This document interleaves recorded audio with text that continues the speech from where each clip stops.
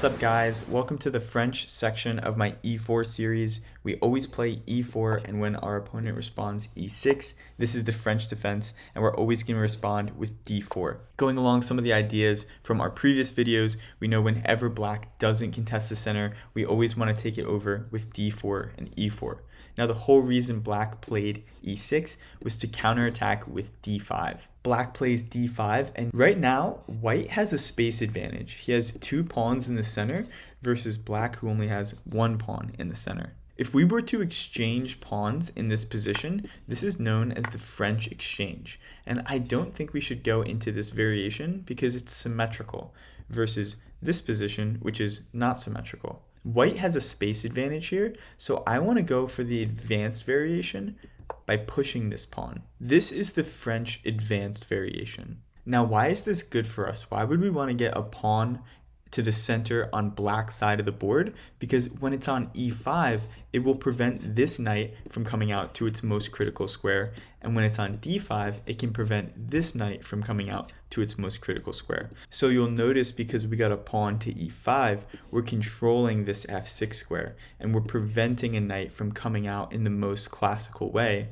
to f6. So if this knight wants to come out, it'll most likely have to go to e7 or to h6. If it goes to h6, many times we can trade this off and ruin black's pawn structure, or if it goes to e7, it can now get in the way of the dark square bishop. So we played e5 and we took over space in the center.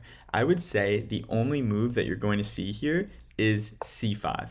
Now, as white, we built up this pawn chain in the center, and black is just trying to undermine that by attacking it with his c-pawn. We don't want to just take this pawn outright because we're going to help black develop when black takes back with his bishop. Now his kingside knight can come out and it won't be prohibiting the bishop. The bishop has a great line to our f-pawn, and black can have a very easy game from here. So now, instead of taking this pawn, we're going to play c3 and protect our d-pawn. Meanwhile, we're doubling the size of our pawn chain. The usual continuation from black is that they put their knight onto c6 and they bring their queen out to b6. This knight comes out and attacks our d-pawn once again, so we bring our knight out and protect our d-pawn. So now it's time for the queen to come in. The queen comes to b6, adding another piece to the party, attacking this d4 pawn. And you see, with every move, black is applying one layer of pressure to our d4 pawn. He did it with the pawn, he did it with the knight, and now he's doing it with the queen. When he did it with the pawn, we responded with the pawn. When he attacked with his knight, we defended with our knight. Now that he's added his queen, instead of adding another layer of defense to this pawn, we're going to play a very sneaky move, bishop to d3. Now, if you play the French advance, you most definitely have seen this position before, but basically if black falls for this trap, he would take our pawn, we take back.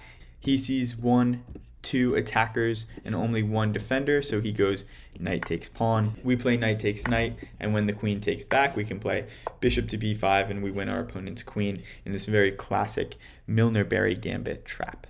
So just know that this trap is always sort of laying here waiting to be sprung, and for this reason, black will usually play bishop to d7 and prevent this bishop trick. So if black finds this move and doesn't fall for this very, very classic trap, now we set black up for one more trap. If we look at black's last 2 minor pieces that he has to develop, we realize there's a little bit of a problem with his development. His knight can't come to the f6 square because our pawn would take it, and he can't go to the h6 square because our bishop would take it. And if he goes to e7, then he gets in the way of his bishop. Now, if his bishop comes out here, it'll get in the way of his knight, and his bishop can't go to d6 because our pawn would take it. So we see black has this development predicament, and we give black a gift. We're going to play d takes c5 and allow black to get this bishop out very classically with a battering ram against our f-pawn. Now, before black has the chance to take, we're going to castle. And now we've just set a really nice little trap that a lot of people will fall for. A third of players in this position played the really natural knight to e7 and immediately lost a piece to b4. You can now see that black took the bait and got caught. This bishop on c5 can't retreat back to d6 because of the pawn. So this bishop is toast, or this knight is toast, and this game is over. Now to avoid this trap, black can instead play a5, to which we will respond with a4. The overall plan for our French advance in this position is to get this knight from b1 to a3 to b5 to eventually d6. In the future, we're going to play moves like queen to e2, not only protecting our e pawn, but also protecting our b pawn, and also play moves like rook to e1. This bishop usually comes to f4 to support this pawn. Many times black will make the standard maneuver knight to e7 and knight to g6, and if there's a knight on g6, we can attack it with h4 and h5. And black usually will castle kingside in a position like this. Now let's look at some example lines. Black plays knight g to e7, and we play knight to a3. Our idea is to go b5 and eventually d6. But if black plays knight to g6, we realize there's two attackers on our center pawn. We only have one defender. We can either respond with our queen. I like the queen, and usually black will castle here, and we can continue on our journey to b5. If we go back for a second, now usually black will castle here, but real quick, if black did want to take our knight with his bishop, we can just take back with our rook, maybe drop this bishop back and control b3, throw our rook into b3 and control the b file with our rook, so we won't have to be worried about this trade. I would definitely say at this moment, this bishop is probably way stronger than our knight, so we're happy with this trade. But once our knight gets into b5 and eventually d6, it will be a really strong piece. So if black castles, we're happy to play knight to b5. And we can stop here in terms of opening theory, just with the idea to go knight d6. We can play h4 and eventually h5, kick away this knight, put this bishop on f4, support our pawn, and get our rooks into the center, and we're going to have a good game from here. So that's pretty much it for the first episode of the French, going over a standard French advance like this.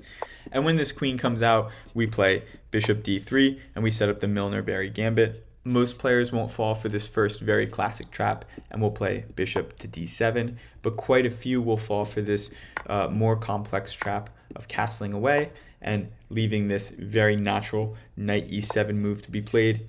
We respond with b4, and we just win the game right out of the opening. If our opponent is privy to this, then he'll play a5, and we can play a4 and continue with the idea of getting our queen to the center, getting our rooks to the center, and playing knight a3 with the idea of getting our knight into the center as well. I might make a part 2 or 3 going more into specific games and analysis, but if you want to play a French advance, this is just some of the starting information and theory that you would need to know to get started. So thanks so much for watching, guys, and have a good one. Bye.